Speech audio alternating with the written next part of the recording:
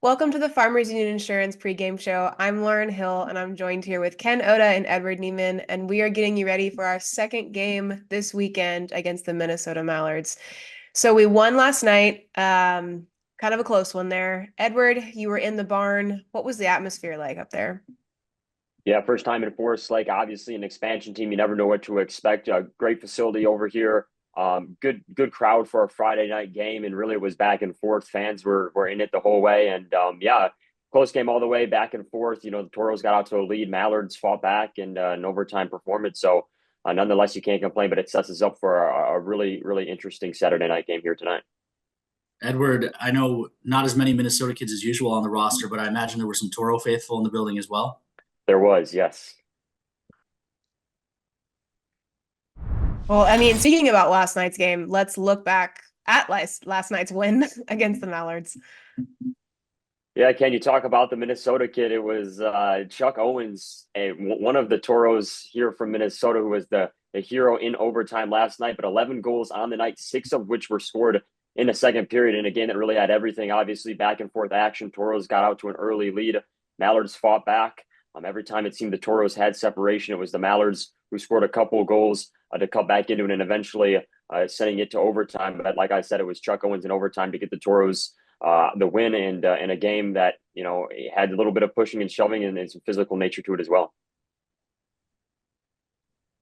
Yeah, you had an awesome player to watch yesterday, Edward. Hint on that. You got it 100% correct there.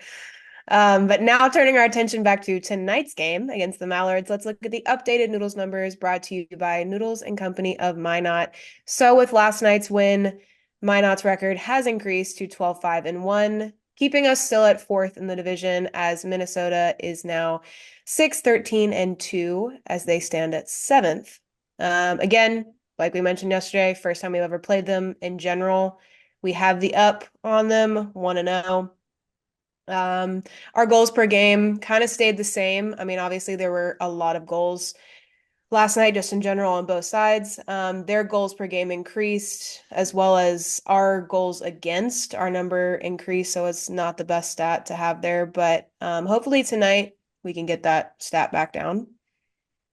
Still third best allowing goals on the season, just 2.0 goals per game. So, you know, really the number goes up. It gets a 2 instead of a 1 at the front, which isn't great, but still third best team in keeping the puck out of the net through 18 games for the Toros. So not a ton to complain about there.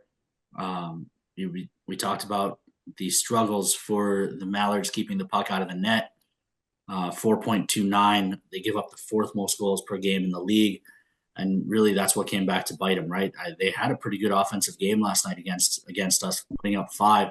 Not a lot of teams have put up 5 on the Toros this year, but their inability to stop the Toros from scoring is really what did them in last night. Yeah, Ken, you know, as a Mallards team that was entering last night on a 7-game losing streak, you kind of thought that they were going to come in hot, and they did. It was a really good start to the game, especially getting a goal before the first intermission to keep themselves into it. It was a game that was decided, you know, on the margins, though. Toros went 2 for 3 on the power play. Special teams has been big both ways for the Toros, both on the power play and the PK, and perhaps that was the difference last night. Yeah, a bit of a preview of my keys to the game, but the Toros power play has been really good this month. Really 6 for 18 on the power play in November, bringing the season number to 25.81. That's the best power play in the league. Penalty kill second in the league, 90.91. Toros haven't allowed a power play goal against all month either. So special teams really have been a huge key for the Toros. And if you're going to take penalties, which looking at the penalty minutes for the Mallards, they're going to, the Toros are making teams pay. Yes, they are. And that we'll be back with more of the Farmers Union Insurance pregame show after a quick word from our partners.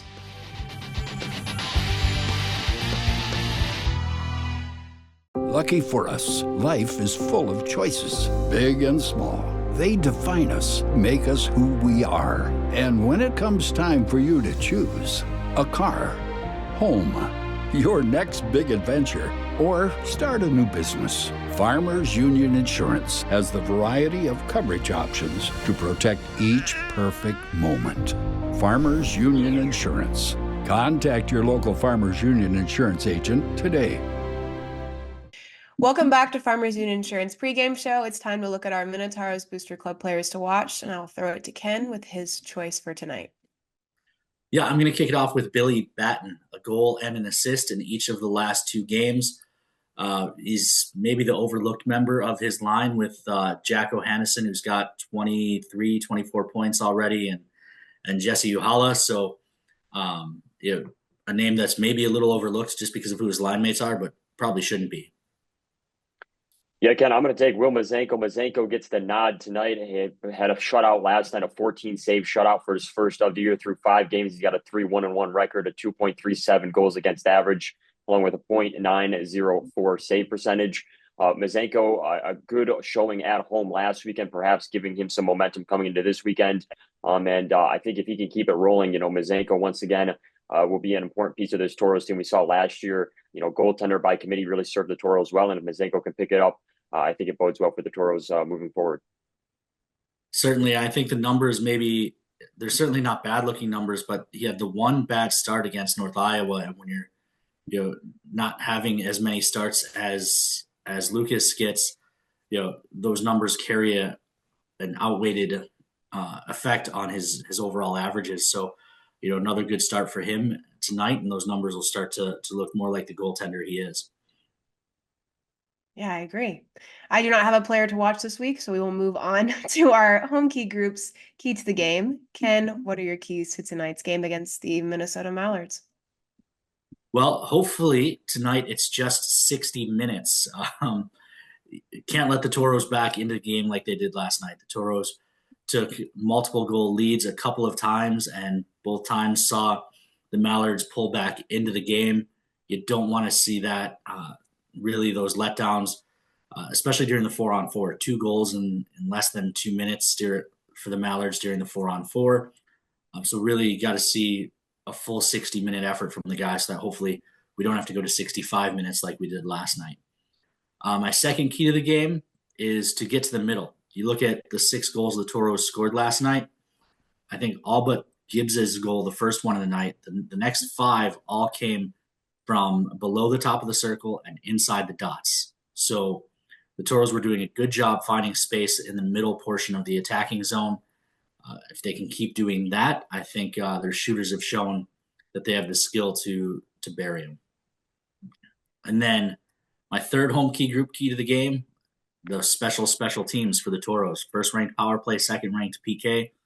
I mentioned it during the Noodles numbers. Toros 6 for 18 on the power play this month, 33.3%, and a perfect 100%. But to me, it's not just that the Toros have been perfect on the PK, it's that they haven't had to deploy it much. Just 7 times through 6 games, the Toros have been on the penalty kill. So I'd like to see those 2 trends continue.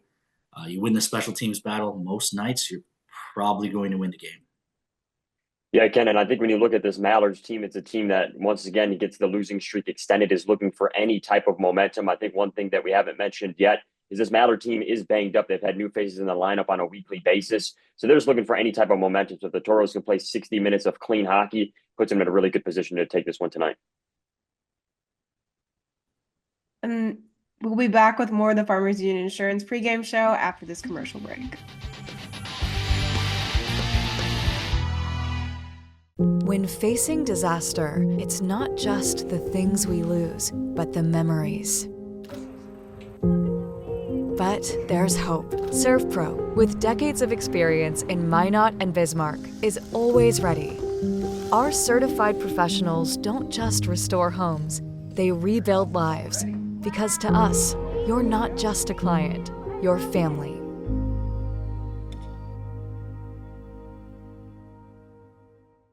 Minotauros fans, it's time to take out your phones and pull up the Toros mobile app for your chance to win prizes throughout tonight's game.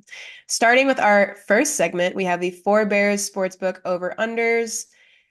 Total Toros shot differential over-under 5.5.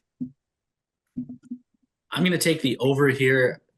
Toros gave up a lot of shots last night. That's generally pretty uncharacteristic of them, but they still had more than 5.5 shot differential, so I'm going over. I like for the Toros to continue to pepper the net at the other end of the ice. Yeah, Ken, I'm also going to take the over. The Mallards outshoot the Toros through the first two periods. Last night, Toros created some separation in the third period and the overtime frame, but I think the Toros definitely were getting some type of momentum in terms of shoveling more pucks towards the front of the net, and I anticipate that to boil over into this game today.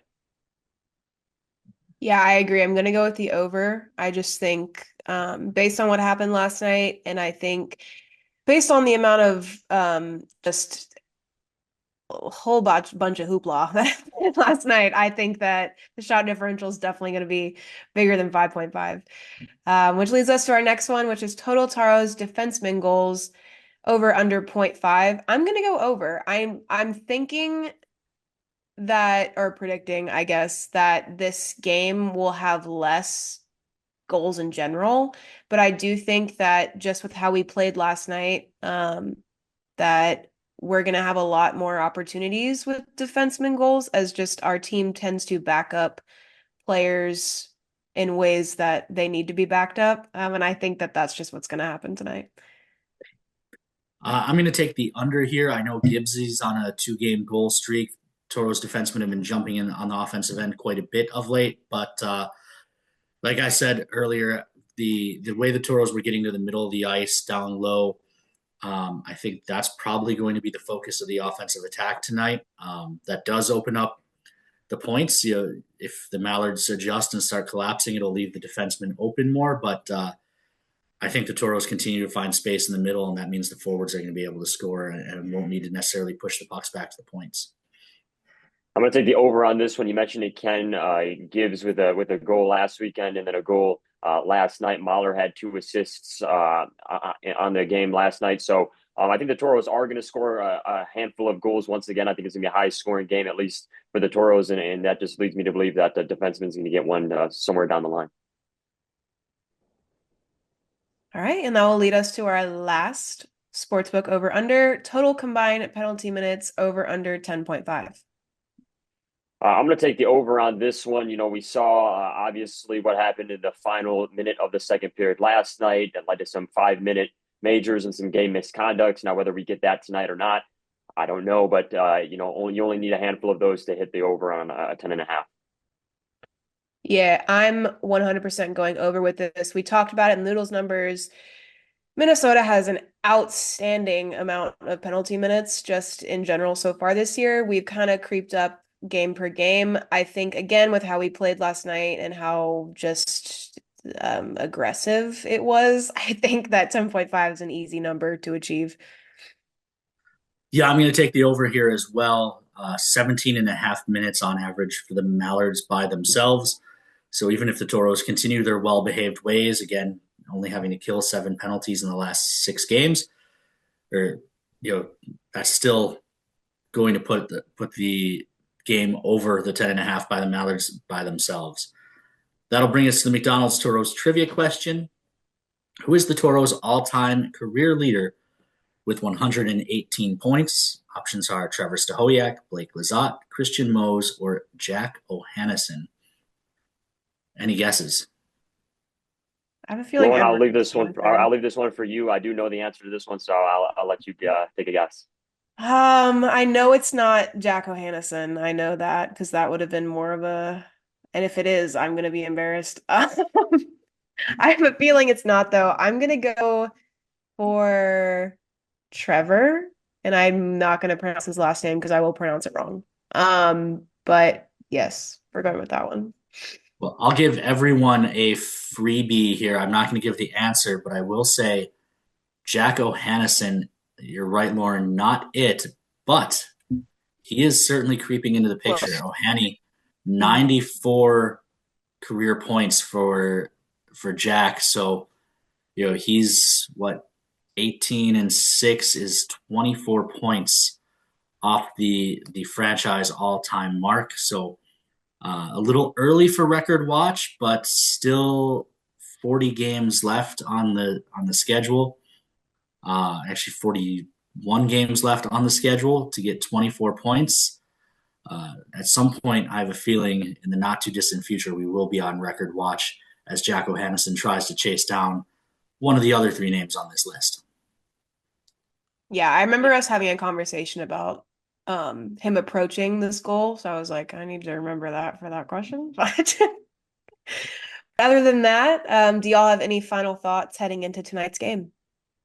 Yeah, Lauren, an opportunity for the Toros to pick up a road weekend sweep, no matter the opponent. I think, if you go on the road, get a sweep, set the tone, especially against the Mallards team that you're just beginning to start a history with. I think you like that. A big week for the Toros as well. Perhaps the biggest game so far of the year, looming Wednesday night, Thanksgiving Eve in Bismarck. That's always a big game down there, and especially the way that Bismarck's playing atop the Central Division. You like to have some momentum going into that one. Mm-hmm. Yeah, I agree with what Edward said. Going into Bismarck on a 5-game winning streak as opposed to losing to an expansion Mallards team has a total different feel. It also sets up for after that game, the Toros have 6 in a row against the expansion teams, 2 with Watertown, Black Friday, and then Saturday of next week against the Watertown Shamrocks, our first look ever at them. Special whiteout jerseys as well. So it'll be a big, fun weekend after the Bismarck game. And then you host the Mallards again and then head out there. So, a chance you get this one, have a good showing on Wednesday against Bismarck. And then you really set yourself up for the opportunity to go on a good run here. All right, well, that will do it for the Farmers Union Insurance pregame show. We'll send you out for one more break, and then Edward will be back with the Drop of the Puck right here on the Minotauros Network.